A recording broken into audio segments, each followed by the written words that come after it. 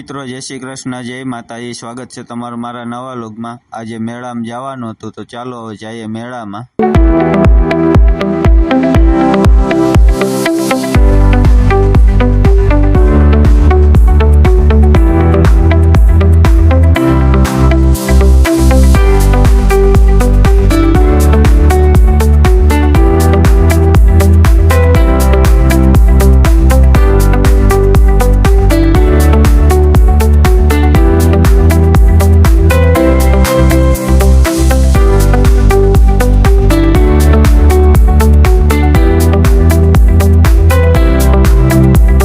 અને મિત્રો હવે અમે પહોંચી ગયા અને અહીંયા તો મેળાના ગ્રાઉન્ડમાં જવા માટે પણ ટિકિટ લેવી પડે। એક જણાને 50 રૂપિયા ટિકિટ હતી, તો અમે 4 જણા હતા તો 4 ટિકિટ લઈ લીધી।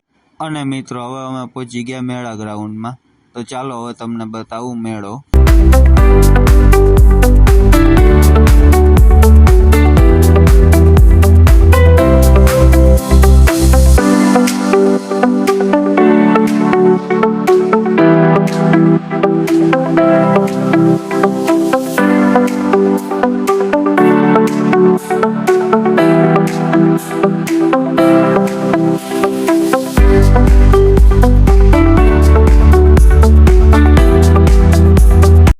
અને મિત્રો સુરતમાં આ રીતના મેળો હોય, જો ચકડોળ ને એવું બધું હોય।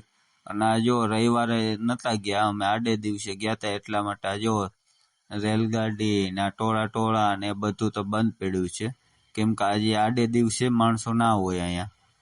રવિવારે હજી ટ્રાફિક હોય થોડી। આ જો હોળી ને બધું ખાલી પડ્યું છે, કોઈ એકાદ બે હોય રાઈડમાં જવા વાળા તો એના માટે ચાલુ કરે, એકાદ બે જણા માટે। અને જો હું મારી વાઈફ અમે તો બહાર ઊભા બધું જોઈએ છે મેળામાં।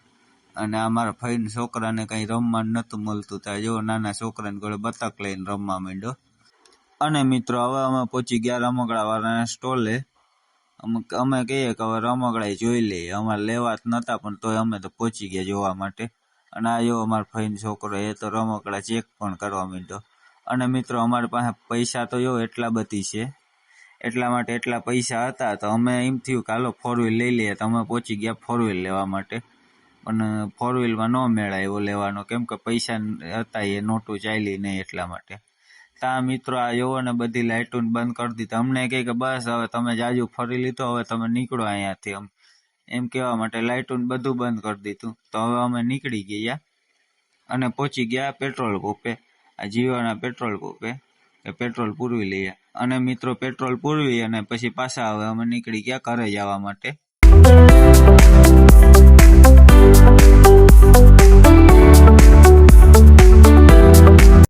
તો મિત્રો વિડીયો ગમ્યો હોય તો લાઈક શેર અને કોમેન્ટ કરી દેજો। થેન્ક યુ, ધન્યવાદ। મળીએ બીજા વિડીયોમાં, અને ચેનલને સબસ્ક્રાઈબ કરવાનું ભૂલતા નહીં।